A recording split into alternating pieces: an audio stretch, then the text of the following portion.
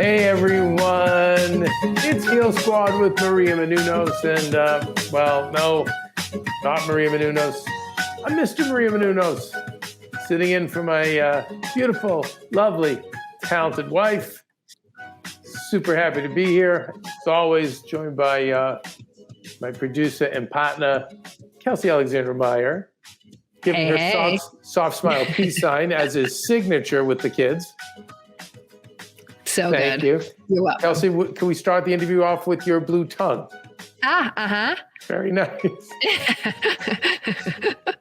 It's not from a Jolly Rancher. It is actually for health reasons, okay? And you know what? And when I do it, I'm in the same boat. I just tell people I just had a Slurpee. Oh, that's better. I like I had that. a blue raspberry Slurpee. Yeah. My friends are always like, why is your... And I'm like, yeah, it's candy for sure. I like the Slurpee though.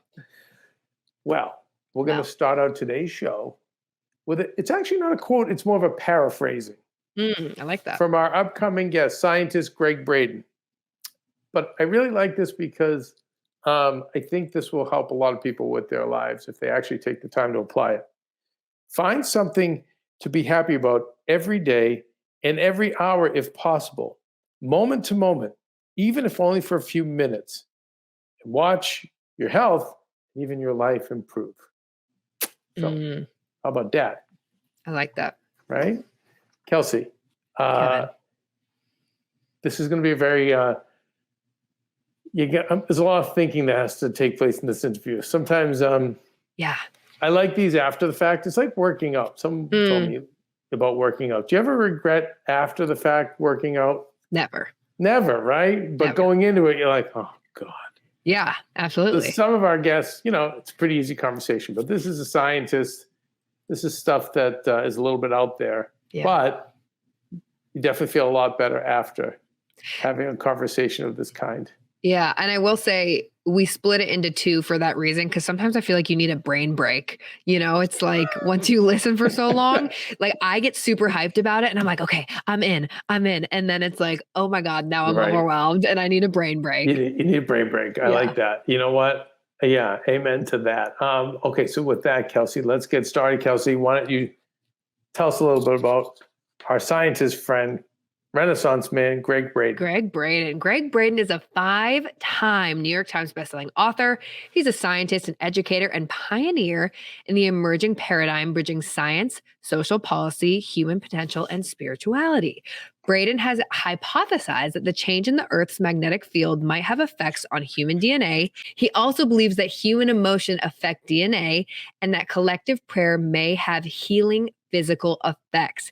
He is a firm believer of the new human story and how the discoveries inform the policies of everyday life and the emerging world. Wow. Damn, a lot to unpack there, which we try our very best to do in these next two episodes. So with that, let's turn you over to our part one of our interview with Gregg Braden, and we'll come out with a little bit of a follow-up afterwards. I just have to say, because when I was doing research on you, I couldn't believe your age, which I don't want to say, or you could say, or whatever, but I'm blown away by your age. And I would love to know some of your secrets to your aging process. No, I mean it. I think the things that you go over have to be very much connected to how you're aging. Well, thank you. So I didn't, this is completely unscripted. I had no idea what we're going to talk about today. And thank you for your kind words. It's been it's been a tough few weeks, and it's good to hear that. So, okay. I really appreciate that. So, what the science tells us, Kevin, very clearly is that every organ in the human body has the ability to repair itself, but it goes beyond that. Every organ has the ability to stop the damage that's occurring, number one. Number two, to repair the damage that's already been incurred. And number three, to actually regenerate and heal. And longevity comes into this. And I've studied longevity most of my life through indigenous cultures, indigenous communities. People that are living, 115, 120, 132 years of age. And it's not so much about the longevity itself. If you are living that long, it means you're healing along the way. So what we're really talking about is a deep state of healing. So we're always healing. We have to be. We have to be. That's healing. really great to hear, because we live in this, I think we live in this mentality of like, something's broke, I got to fix it. And then it's fixed, and then it's paradise. But I think that's a lot easier to process, to even to hear that we're always healing. Yeah, we are, Kevin. So you ask a question that is rarely asked. I had no idea we were going to talk about this today, and Neither was I, but I just looked at you. No, this is cool. It's totally cool. I'm going to be very honest. I'll share something I don't share a lot. When I was 5 years old, my body suffered an electrocution that can kill some people, and especially if you're in a 5-year-old body. Obviously, it didn't kill me. And when I healed, one of the things that resulted from that healing is my body functions a little bit differently than maybe a typical person of my age would function. And it took a few years to figure that out. One of the byproducts of that electrical jolt is that my body has a tremendous sensitivity to anything that I ingest. So, for example, I learned early on that I couldn't tolerate typical dosages of an antibiotic, when I was a kid, for example, or even as an adult.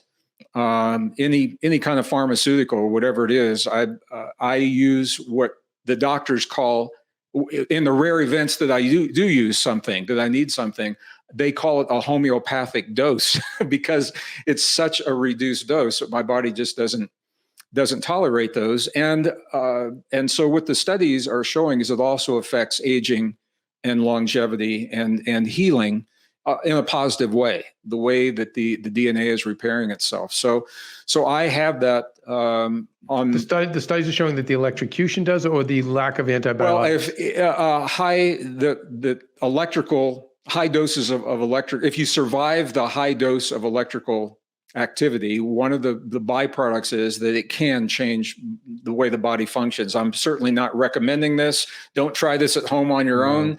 Don't do it while you're driving or operating heavy machinery. It was a very difficult experience for me at that time, and there's a whole story behind how it happened. But you're asking, and so that has helped me through my life. It's not. May I offer a regular guy theory?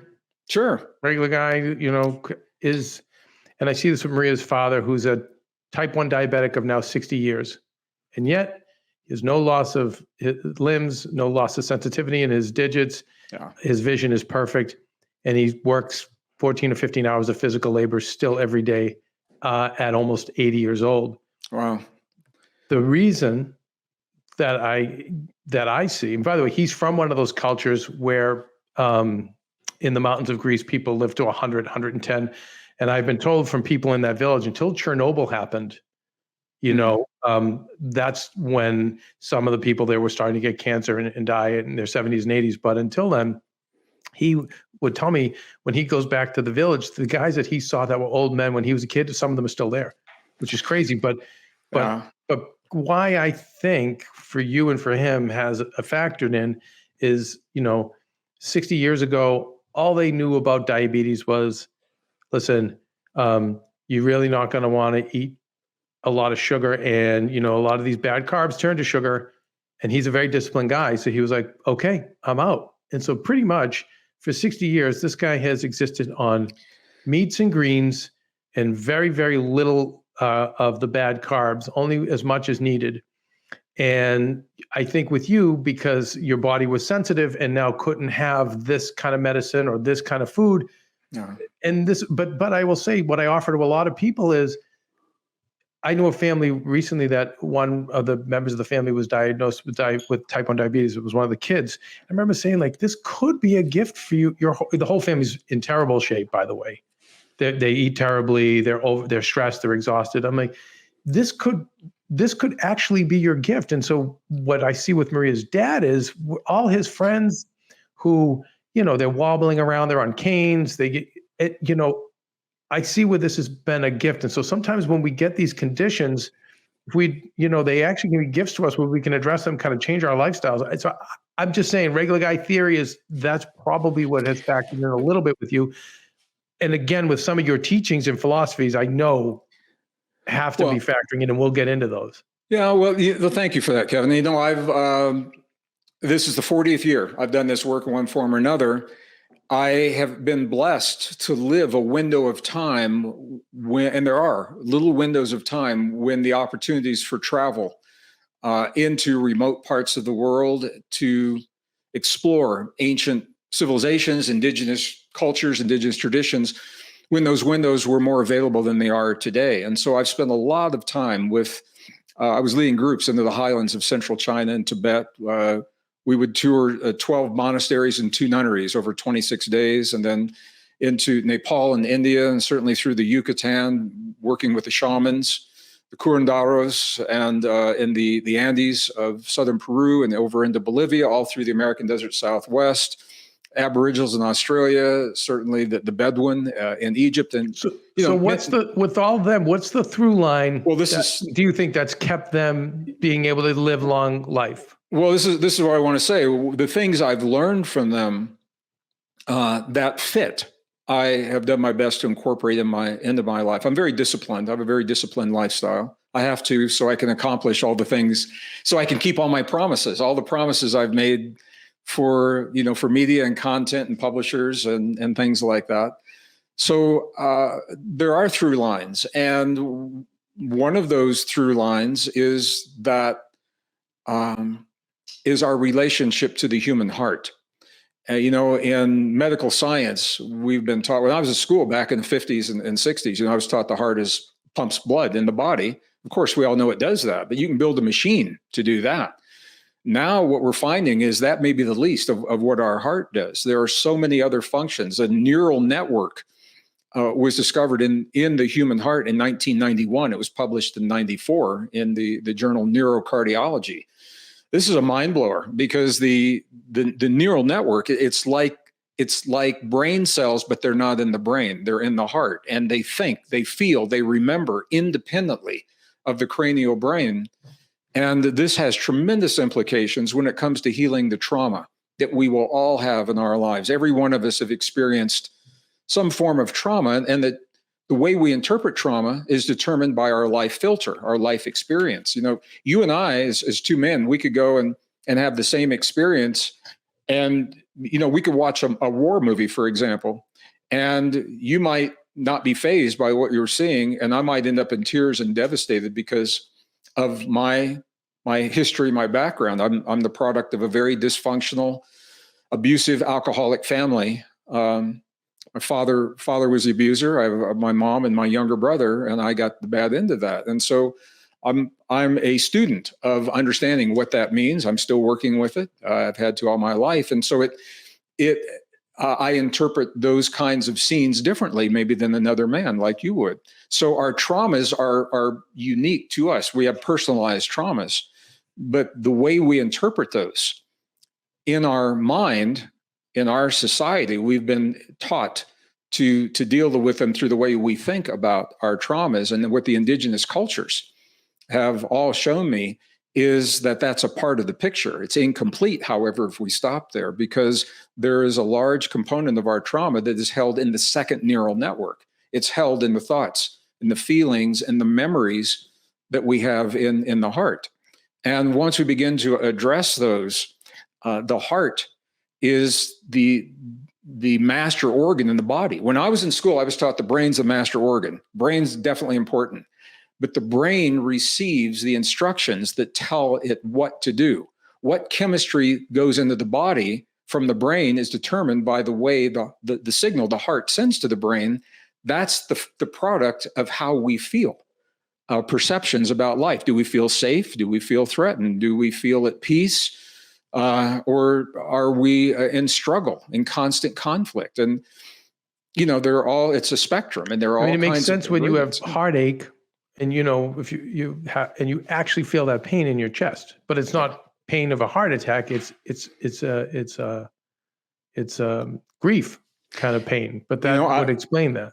I will tell you, well, I see this is completely unscripted. I had no idea we were going here, and I'm happy to have this conversation. I had a personal experience of that just kicked my ass. During COVID, I lost my mom to COVID. Sorry. And in 21, thank you. And I wasn't really, as a man in my mind, I thought I was prepared for that. But there was a part of me that wasn't ready.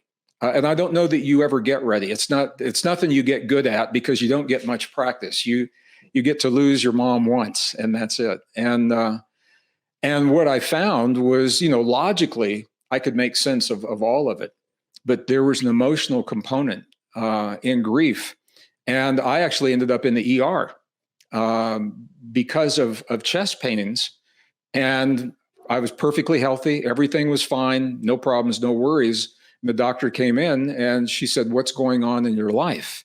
It was a female physician. Evolved Western medicine there. Yep. And I started to say the words that I just lost my mom, and I couldn't even get those words out of my mouth. And she said, and this is really interesting. She said, the unresolved grief, the non-physical component of unresolved grief, is actually causing muscle spasms in the chest. It's not in your heart. She said, your heart's fine, the sinus rhythm, everything's good. There's no cardiac event. But she said that you're dealing with unresolved grief, and that's how powerful that unresolved grief can be. It was actually spasming muscles in the chest surrounding the heart, but not in the heart itself. Well, and how many times do we hear of, someone dies, and then a few days later, the husband, the wife, the partner, the child dies soon after? Carrie Fisher, Debbie Reynolds, a couple of days apart. Like, how many times? So it's, there's a connection.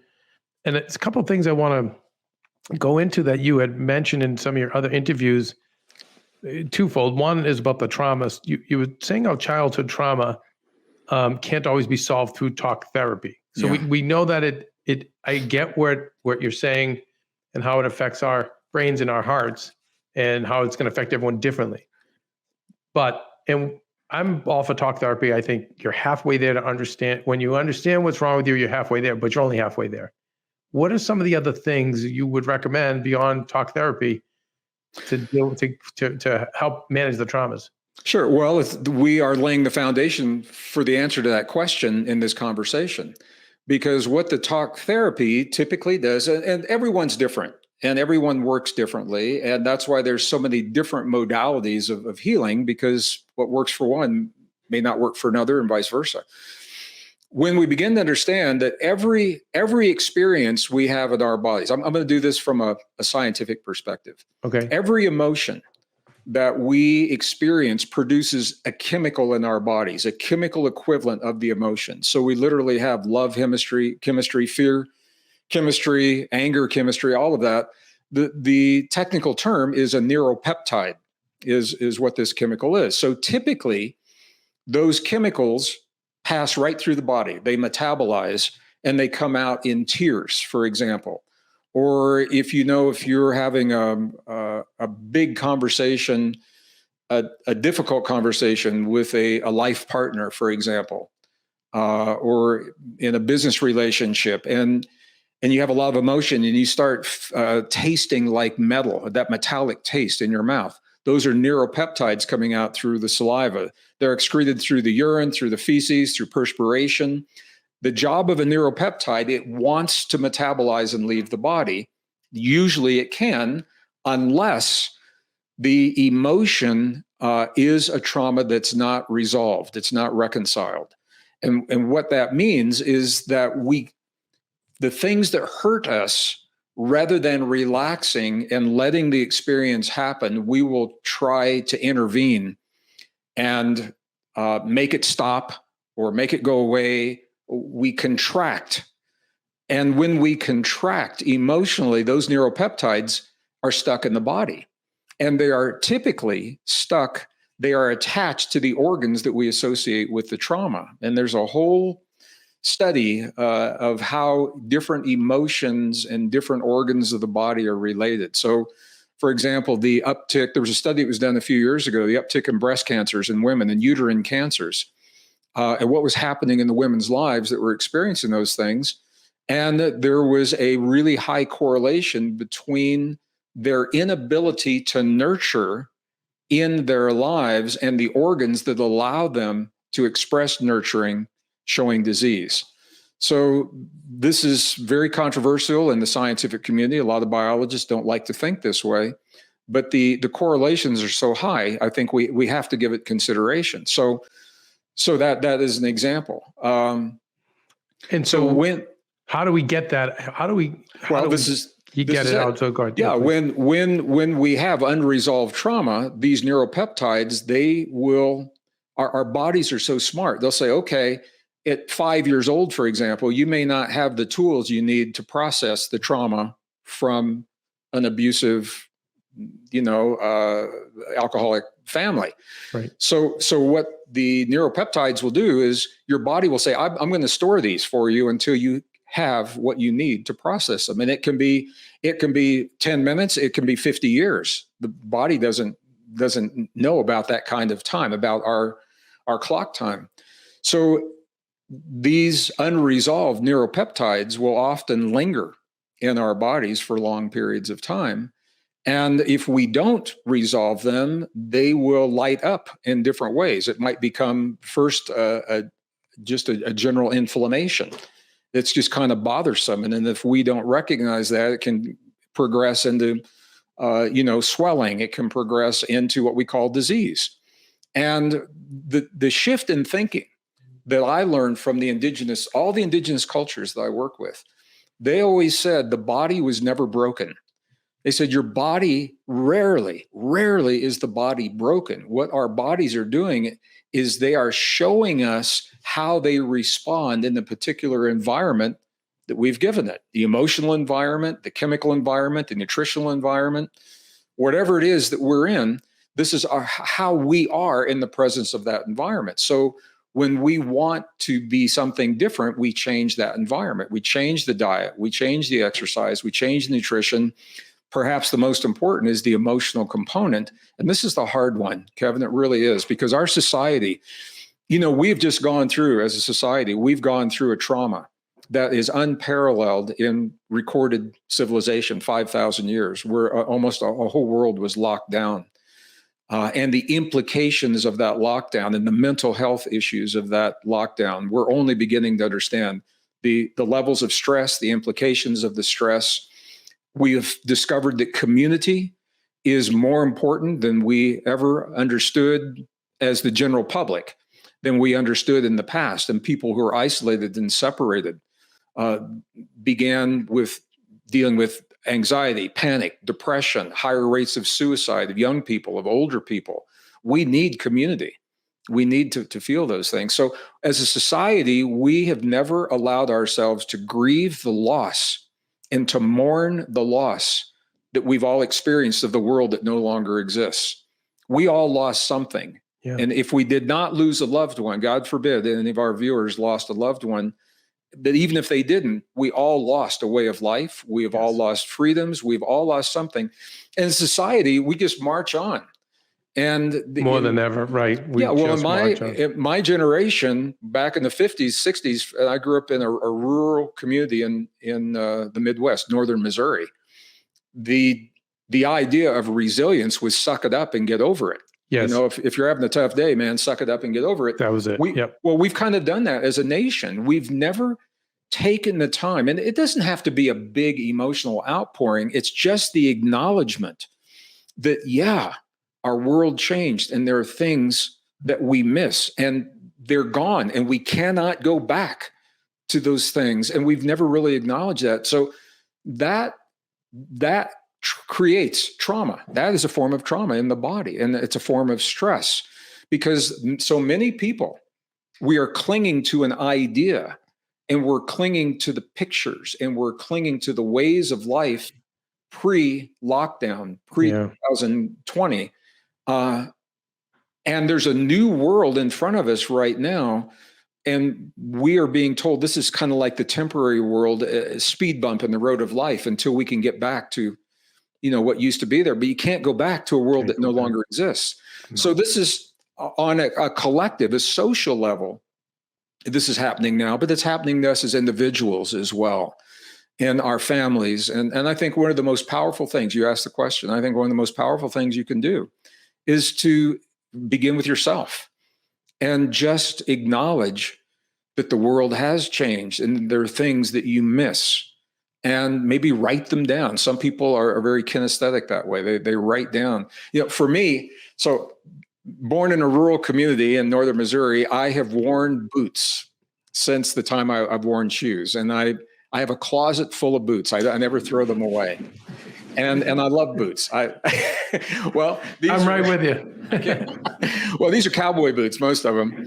And so work boots, but there's a whole culture. But I've always had little mom and pop shops, leather workers. And if I was walking down the street and I lost a heel on my boot, I could pop in and they'd say, 10 minutes, we got a new heel on your boot for you. And those mom and pop shop, maybe that's a silly example, but no, but it's gone. It's the milkman is gone. Exactly. It's a personal example. And because we became friends, I'd go in and they'd fix my boots, but I'd say, how are the kids? And, how are you guys doing? And how's business? And that is gone.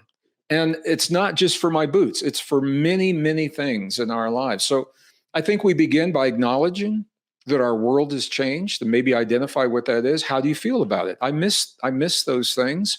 And sometimes there's a little tear in your eye, that comes when you really get to this, because you're moving out of your mind and you're beginning to access what's happening in those neuropeptides in the heart. A lot of therapists now are really opening their practices to include the neural networks in the heart. And understanding that the heart has a completely different language, often nonverbal. When you say therapist, psychotherapist, psychologist, psychiatrist? Traditional therapy have found, traditional therapy, talk therapy, I think it's great. And many people will say, it helped some, but there's something missing. There's something incomplete. Yeah. I'm still dealing with with the grief. I personally experienced that. I went to a grief counselor when I lost my mom.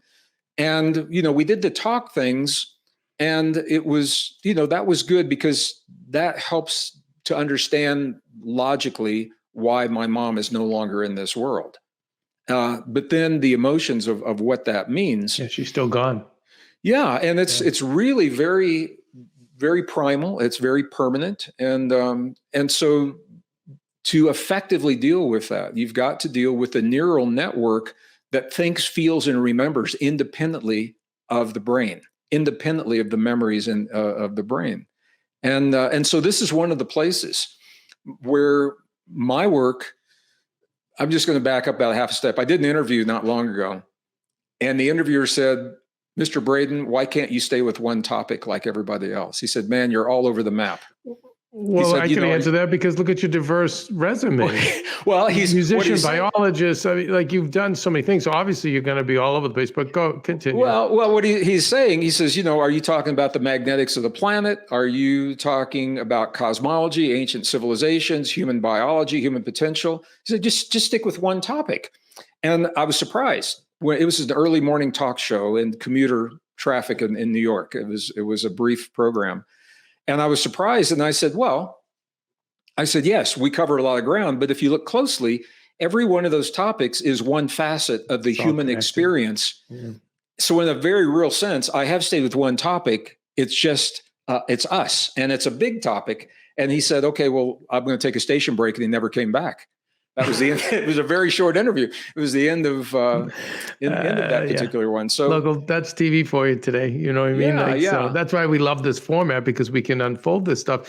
Can we talk about, because again, now you just got me so excited with the 5 different things you just dropped in terms of your background and all things I do want to talk about.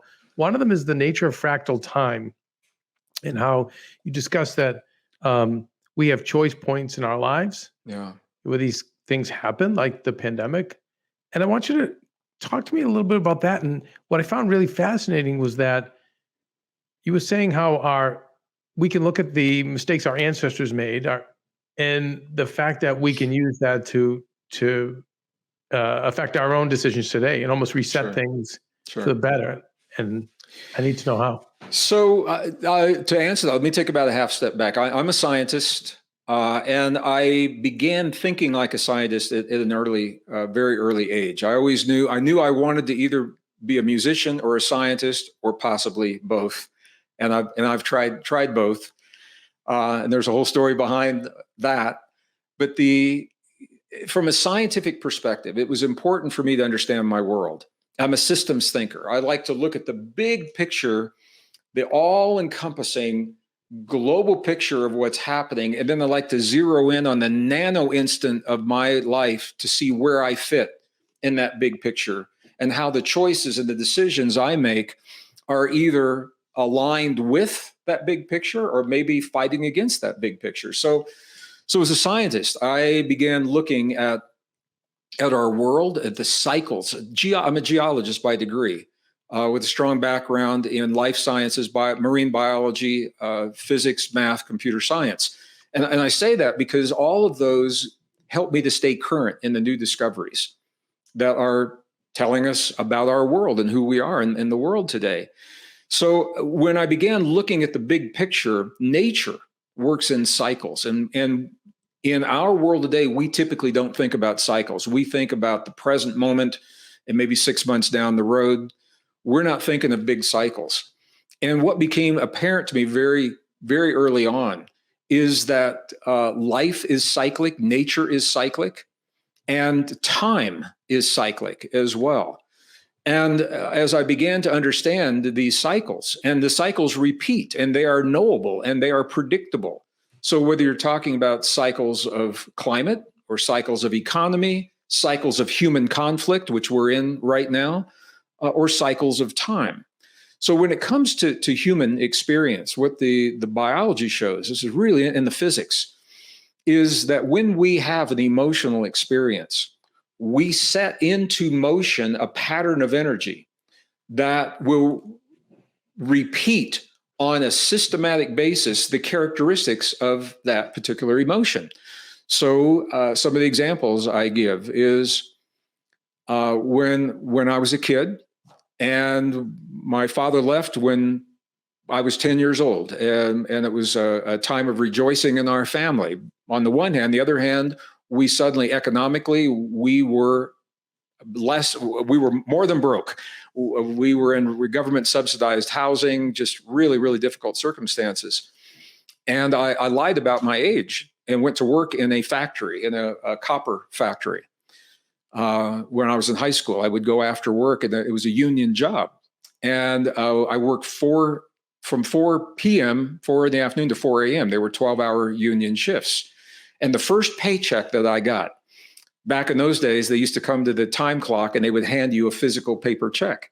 And the first check I got, the foreman looked at me, looked right in the eyes, and he said, "These are a man's wages for a man's work."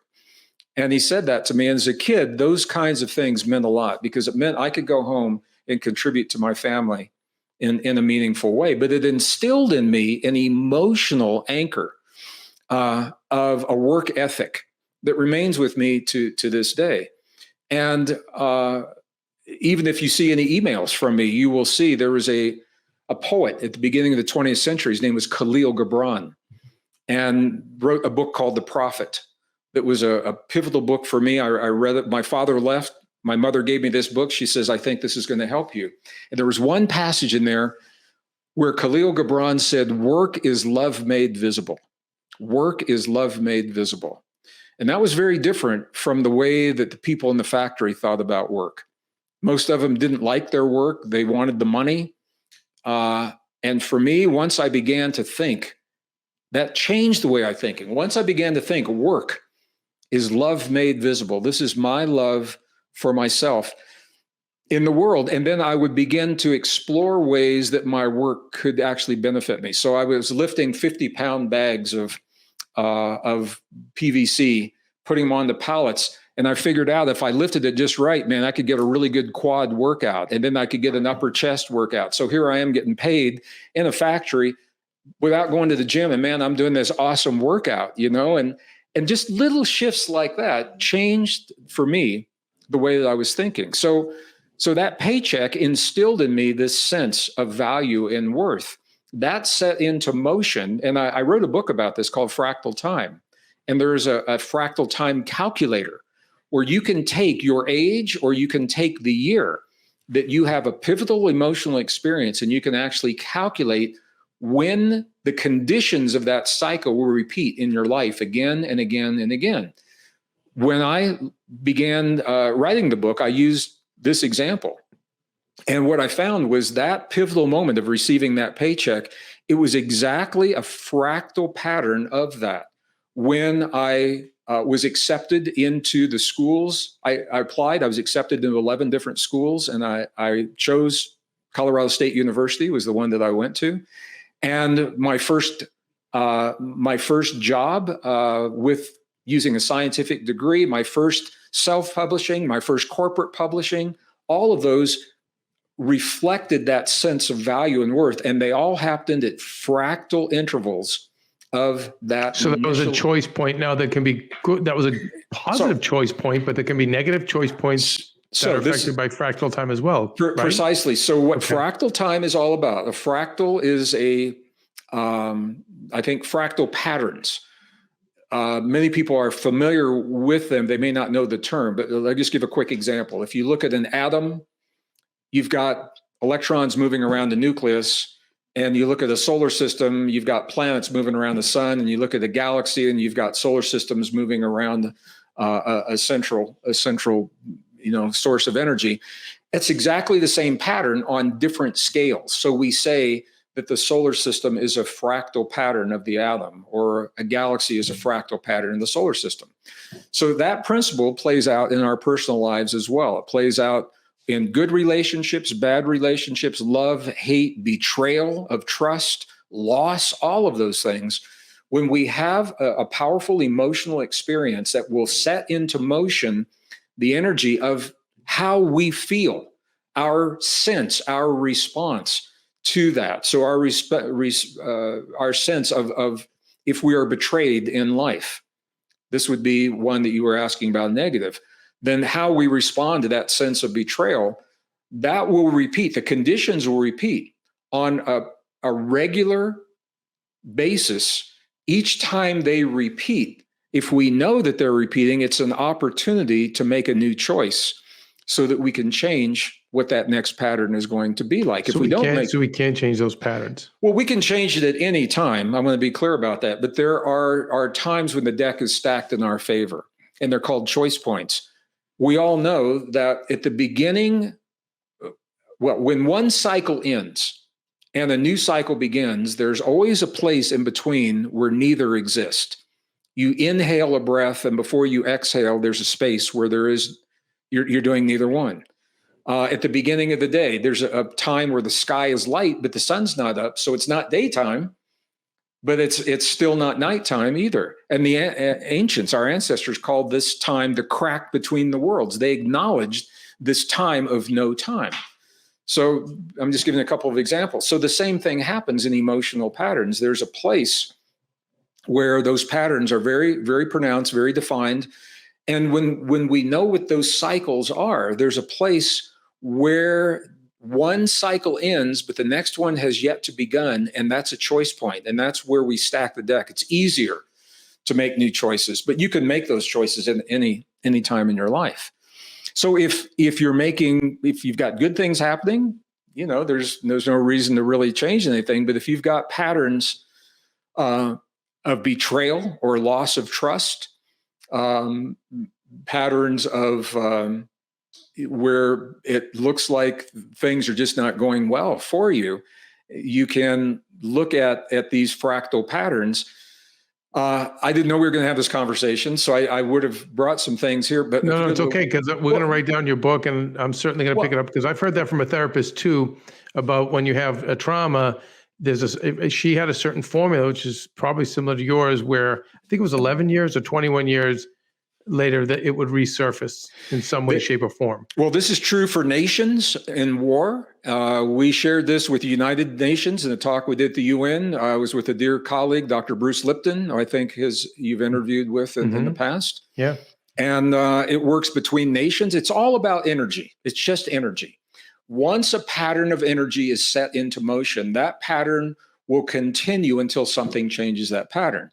It will continue in cycles that are knowable, predictable, and that you can calculate. So the book Fractal Time describes this with examples, a lot of examples. On my website, we have a fractal time calculator with just basic instructions. You can plug in your age when the first time you experienced deep betrayal in your life. Someone lied to you. Maybe it was a parent, or maybe it was your first love that betrayed you. And we plug those numbers in, either the age or the year that it happened, and you will see the next age where that pattern, the conditions of the pattern have a tendency to show up. It doesn't mean it has to happen. It means the conditions are ripe for it to happen again. And that's an opportunity to say, first you can go back and look at the old patterns, and it's pretty cool to do that. And then you can look at new patterns and say, where am I in these patterns right now? And what are my opportunities? It's kind of like, again, I said I was born and raised in the Midwest. In terms of weather, it's called Tornado Alley in the Midwest. Iowa, Missouri, Arkansas, you get these tornadoes in the summer. And so it means that the conditions are present that make a tornado likely. It doesn't mean a tornado has to happen. It's when the moist air comes out of the south and the cool air from the north and they collide, the conditions are present. You don't have to have a tornado. Fractal time calculator means it will tell you when the conditions are present in your life for betrayal or for success or for abundance. It doesn't mean it has to happen, but these are when the deck is stacked in your favor. So as you open the interview, we haven't seen anything like what we saw in 5,000 years with the pandemic. What do you see? Obviously, I know we can change it as a collective, but what do you see happening with us? Because there's clearly a tornado alley there. And like you said, how it can be predictive for societies for later. Sure. What happens now for us? I haven't run the calculator for pandemic specifically. What I'll say in general is this: this is no ordinary time in human history, and you don't need the science to know that. Right. We got a lot of pushback on this a few years ago because people said, "What do you mean everything looks great?" They couldn't see the undercurrents of what was happening. Yeah. But what defines our time, we're living a rare convergence of three massive cycles that we're rarely taught about. One of those cycles we hear about from a skewed perspective, and that is climate. We are living a climate cycle. If there were no humans on Earth, we would still be living a climate cycle. As a geologist, humans have only been here for 200,000 years.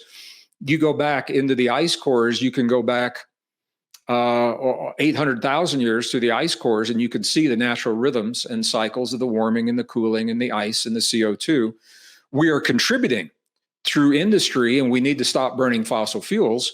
And we have had the technology that allows us to do that for 70 years that has not been shared. And there's it's beginning to become very apparent now that there are technologies that will allow us to stop burning fossil fuels. So climate is one cycle. In and of itself, that would be enough to change the way we live and how we migrate, trade patterns, all those things. We're also living an economic cycle. And it is an economic, economists watching this, they know all about the Kondratiev cycles. I think the economists are very familiar with those. We're living a convergence of that cycle. And we're not allowing, our leaders are not allowing the cycle to play out. They're intervening, short-circuiting this cycle, making things worse. So we are living a convergence of those two cycles. The third cycle, when I spoke with the United Nations, with Bruce Lipton, they were surprised by the third cycle, because the third cycle is a cycle of human conflict. And they said, what do you mean a cycle? Isn't it spontaneous? Doesn't it just happen when it happens? It certainly may, but it's very clear when you look at the great wars and the great endings, the endings of the great wars in the past, very, very clear rhythms that are directly linked to magnetic fields of the earth and of the sun, that we know the magnetic fields, they influence our heart. They influence heart rate variability. They influence blood pressure. They influence so here's the formula. The higher the magnetics of our planet, the more cooperative and the less aggressive we become. The more willing we are to work together to solve our problems. The lower the magnetics, all those things are reversed. And they're low now. No surprise, we are at the lowest point now than we have been in this cycle. But there's a beauty to this, and this is why we share this with United Nations, because it's also the greatest opportunity for peace. If you are aware that you are vulnerable to conflict in this cycle, then you consciously, you make the extra effort. You extend the olive branch of peace. You become a really good listener to the person, really listen to what they're saying and their concerns. I mean, bring it back to how you being electrocuted, you had to overdo it in other areas. And now ironically, you're healthier because of it. No, but I think that there's something there, like, because we know we're in this low magnetic field and it's going to make us more aggressive. We know that now. If we work harder to combat that during this of worst times, yeah, I could see where that would actually be a benefit. Absolutely. The end of World War II was exactly in one of these cycles when it began to peak. They don't last forever. They are periodic. So the fact that we are living the convergence of all three of these, climate, economy, conflict, it's like a perfect storm that gives us the opportunity to recognize in our world what works and doesn't work. The only things breaking down right now are the unsustainable ways of thinking and living. And you're seeing a lot of breakdown because we are the product of a world that is largely unsustainable. We're living this little window of time where we have the opportunity, this rare and precious moment of time, to rethink and redo what it is that we've done in the past, to build the new world emerging. There is a new world that's emerging. It's not here yet. We're building it right now. The question is, as we go through this shift, we're in it right now. The only way out of it is to go through it. Are we going to go through it with a soft landing, or are we going to come through with a harder landing?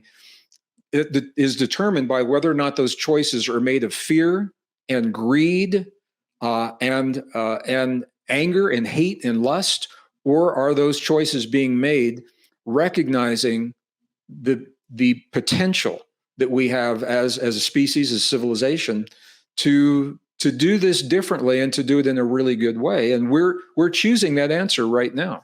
And both there's two worlds emerging. Okay, Kelsey.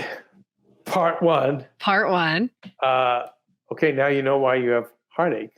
No, it's so funny. I loved this, Kev, because our last interview with him, he talked a little bit about this, but he went super in depth. And I'm so grateful. The entire time I was like, whoa, whoa, whoa, because I think that it's something that we don't talk about. Your heart, the fact that your heart can actually store trauma and you have to heal that separately of your mind. I just think that that's fascinating and it makes so much sense. And I'm in. I'm like, I want to release my neuropeptides.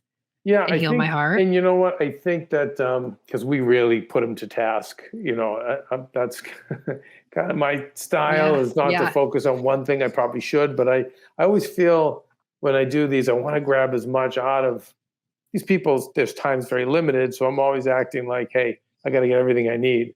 So I tried to get as much out of him as I could based on the past research I did on him. Yeah. But what I'd like to know is really how we release the neuropeptides. And we know talk therapy is a good kind of intro, but I think it's through subconscious and unconscious types of therapies. So it might be worth Googling, how do I release neuropeptides in my heart, and see what comes up until we get them back. Yeah, that's so funny because that's literally, I have written down, my question was exactly that. And he was going, so I didn't want to jump in and like break his stream, his flow. But I do think, and I agree with you, Kev, I actually wrote down like the ayahuascas, that like the hypnosis sort of, I was like, does it need to be that deep, or can it be a really good somatic therapist, or like Tammy Valicente, the EMDR? I don't know.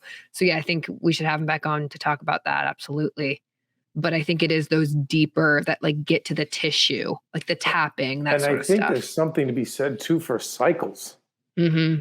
You know, what he said about, the nature of fractal time, which I recommend picking up his book or going to his website, which we'll have in the notes, because I love the idea that there's an actual formula that if you can think of one time in your life where something really amazing happened or something really terrible happened, you can actually put it into a calculator to see when it's going to kind of repeat itself. and the ramifications. And I've heard that, like Dr. Ida Kendall always had said that too. I think it was 11-year and 21-year periods. Certain traumas will revisit themselves. And they don't have to be in the same extreme degrees, but they'll come back up. Well, and until you heal, right? It's like until you heal the patterns. Well, Even Mark talked about that. That's right. So what he's saying is, if you can understand these cycles and know they're coming, then you can have the cold air coming from the north and the hot air from the south, but you don't necessarily have to have a tornado, right? So by knowing these things, so when you study fractal time and cycles, I found that to be very interesting too, and I want to go a little deeper on that too, and start inputting, moments in our lives where we had these big impact moments, and then, looking at a calculator to see how it all lined up after, and how maybe it's going to line up in the future, as well. And I think that pandemic certainly was a big, fracture for everybody. So now, what's going to come out of it is something else. Okay, well, Kelsey. With that, we're going to tease part 2. What are we talking about? What are we going to talk about in part 2? Part 2, we're talking about how we are all connected. The universe is alive. We talk about evolution. He talks about evolution's maybe how he refutes Charles Darwin, as well as the theory of evolution, which I found fascinating. Maybe we could very well either come.